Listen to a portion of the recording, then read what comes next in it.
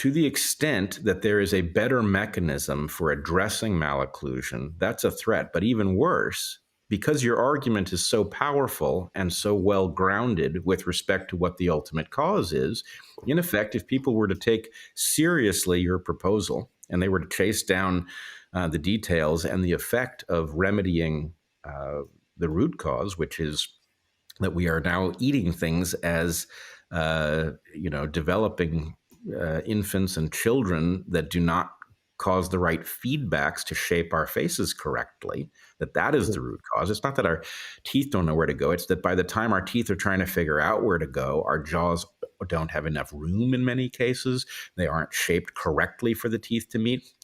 So were we to take that seriously, orthodontics would become a very rarely needed specialty, only in cases where there was something like a congenital abnormality that was not responsive to proper diet. Which is usually below 1%. Yeah.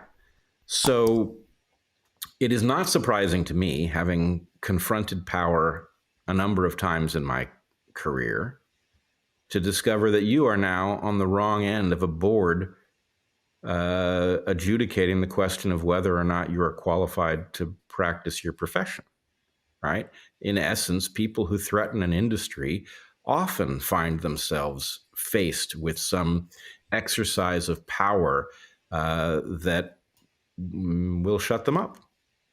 And I must say it's not surprising in light of what I believe you have discovered, but it is extremely disturbing. Yes, it's disturbing me at the moment. Well, yes, you are facing, is it a tribunal? Is that a fair term? Yeah. Yeah. So let's, I've now ranted quite a bit here about power and evolution and medicine.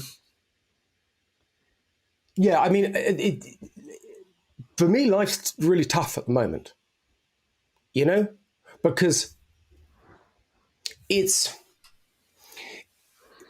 you are coming up with new ideas, you're ahead of the game. They're almost by definition, there isn't the objective evidence to validate what you're saying. One thing they don't want in these types of tribunals are ideas, logical trains of thoughts. I don't know why, but it seems that in medical tribunals, this is almost a disavowed argument. They always want objective evidence. And I think I almost think that's a symptom of the wider problem that we've got in medicine. That, it's almost as if the power, the structure within medicine is almost, it looks to the top to come down with ideas. And if you come in with, the bright guy, the maverick guy coming in from the edge of medicine, this is the classic example, the maverick that comes in with some great idea and medicine tries to stop him. This has been repeated within medicine time and time immemorial. And it's almost interesting the way that in this tribunal, they're not going to allow me just to give a coherent argument. I could say from a scientific basis that unless you can invalidate, unless you can falsify my argument, then I ipso facto, QED, here I stand, please go away. Yes, and this is extremely troubling. There are a number of angles we could come at this from. One is that there is a problem in any discipline in which there is both a clinical aspect. There's clinical dentistry where we treat problems that people have with their teeth, but there is also a theoretical question surrounding teeth and jaws. And, you have used this theoretical realm in order to come up with a very practical and, I believe from what I've seen, very effective program for not only... Go ahead. It is effective, but changing people is many man hours. Many man hours is unprofitability. So however effective the methods I have, they're not profitable.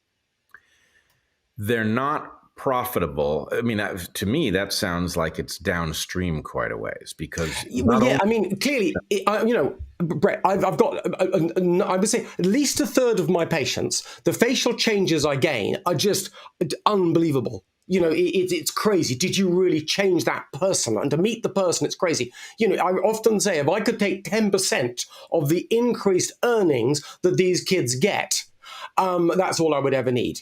A third of my patients, well, we match up quite well to what you'd have got with orthodontics, I think possibly better. And a third of them, we make some improvements, but, we don't get a significant headway, And it's been a huge effort. And actually, I think those are old statistics. I think I've improved. That's my last decade trying to improve that.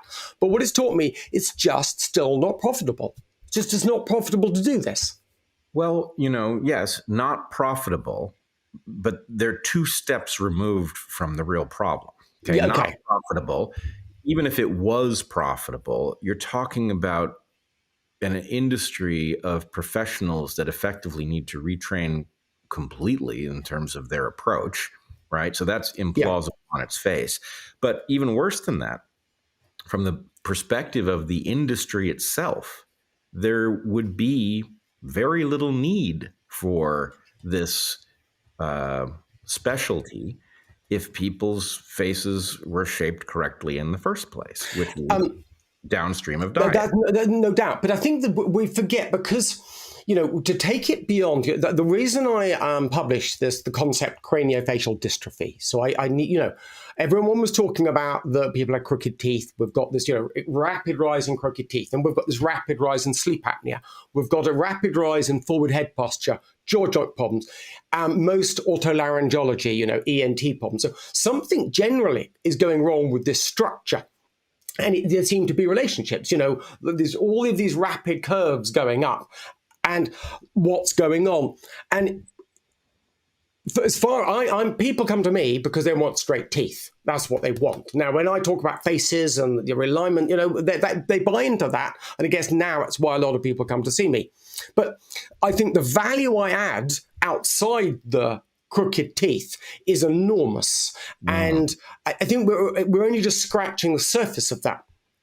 But I still, when people coming to see me are still looking at how much would it cost to have my teeth straightened this way? How much does it cost to see Dr. Mew? And they're willing to take 2 or 3, maybe even 4 times the cost, because they now know some of the value of what they're getting back. However, it's costing me 10 times the cost to put that on, but I still think that as a fraction of the cost, if they do well, of the value they get out of it in their lifetime. Because, what more do you want in a life? Right. And, one of the things that I've learned in following you is that we're really, teeth are the place that this shows, right? It's the obvious sign. Yeah. But the number of health consequences we are potentially talking about, things that people care about, like sleep apnea, for example, has everything to do with the shape of your skull. And so the fact that we have we have disrupted a normal feedback, that is causing health issues.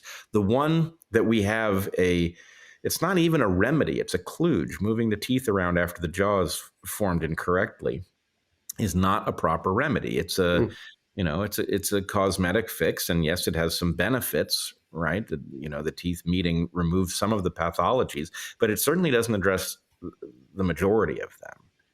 And if I can just add one more thing here, which I think we need to straighten out in order for the audience to understand what we're really talking about. There is a fundamental disagreement between you and your father and Weston Price, I guess, on the one hand, and your field and its authorities on the other. And that is about whether or not the epidemic of malocclusion, that is the failure of the teeth to meet correctly, is the result of bad genes that have spread through the population and are now causing a pathology that must be addressed in the now traditional way, or whether there is some other, what I would argue is a developmental cause that has nothing to do with genes, right?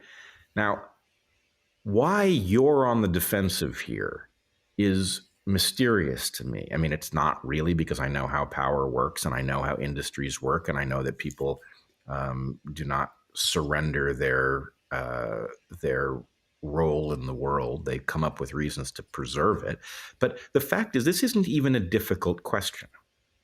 When did malocclusion start to spread as an epidemic? Well, I mean, we can look in the fossil records, and you go back 12,000 years ago plus. We don't have a lot of skulls. I'm not saying we've got a lot of skulls, but the evidence is 10 to 12,000 years ago, virtually nothing. Sure. And then it progressively increases.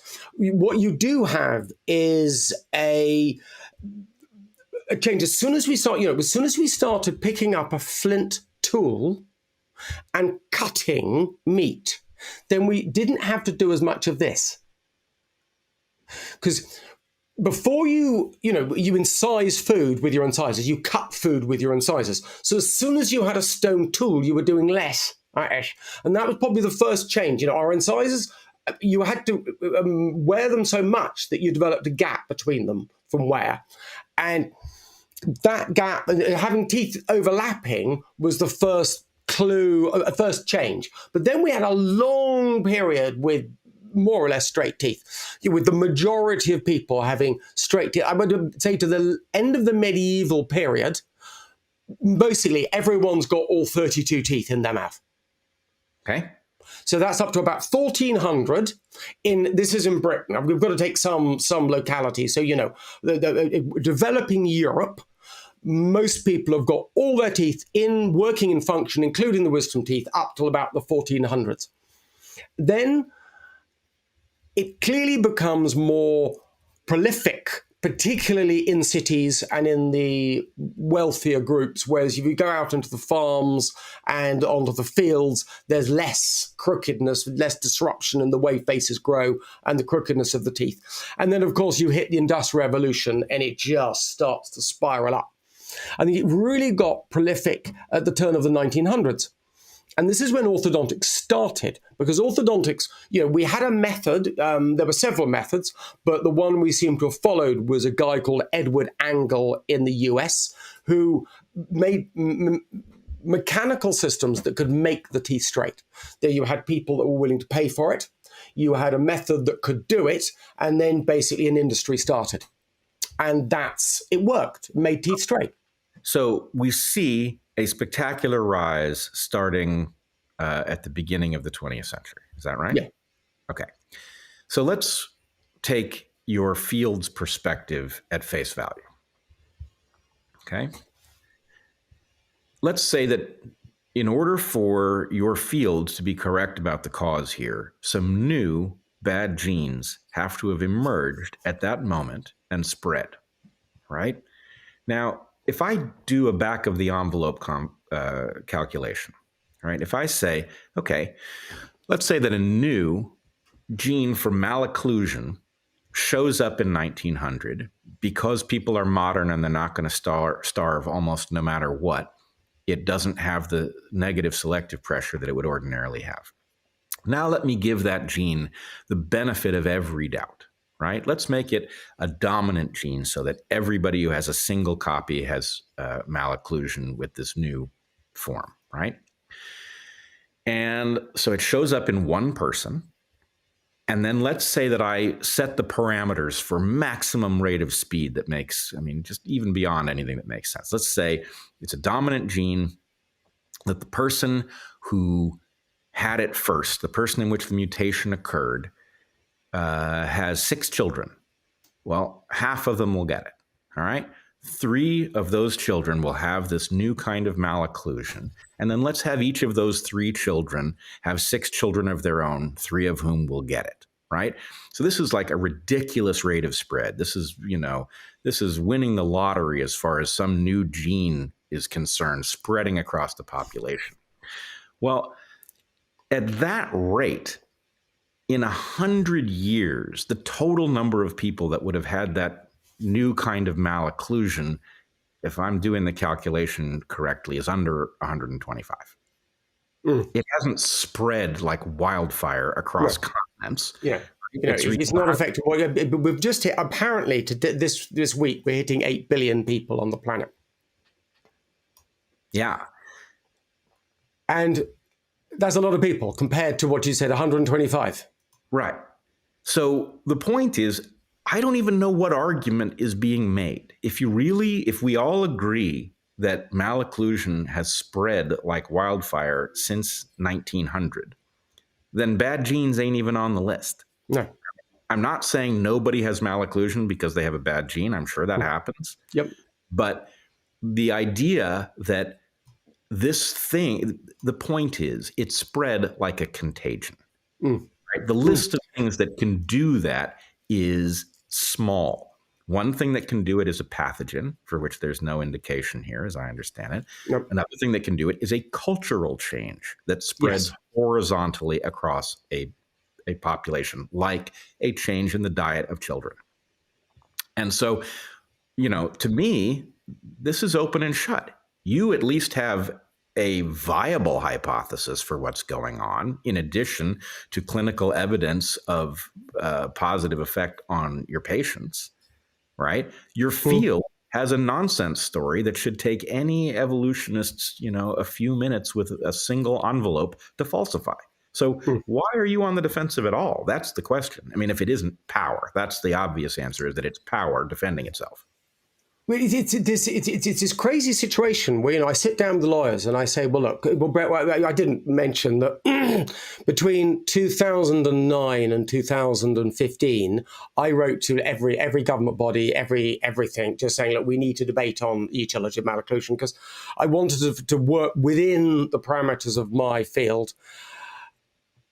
I guess naively, but I tried that. And, so I've demonstrated that, this goal of trying to have, the scientific process. Well, this is, how can a profession be treating, at least 30%, if not 50, 60? I had one girl I treated who said every other child in her class had fixed braces. Clearly, I was treating her, so that's 100% in the class. Now, it's openly admitted within the profession that we don't know the cause, or they don't know the cause of the problem. It's an open, it's clearly discussed bit briefly. So we don't know the cause. We're treating a huge number of the population, and often at the public expense, like in the UK. And they refuse to engage in debate with me of any description, of any form, on any level. And then forward wind to today or yesterday, I go into court where they're saying it's genetic. And that's the main stamp on this case, is it's genetic. And I'm saying to my legal team, well, surely all we have to do is prove that it's environmental, say, thank you very much, we go home now. And they're saying, well, it's not like that. We've got to argue all the other points, every single little bit that, and clearly there's reams of allegations. That's what they always do. And sometimes I despair, Science, yeah.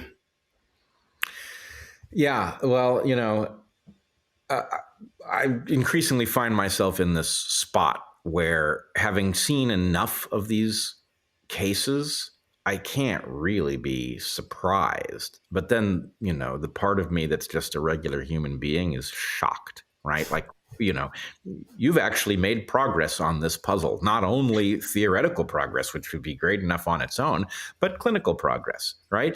You should be commended for that. Even if your colleagues want to keep doing what they're doing, the fact is you are at least a new school of thought that has tremendous promise for ultimately addressing this problem.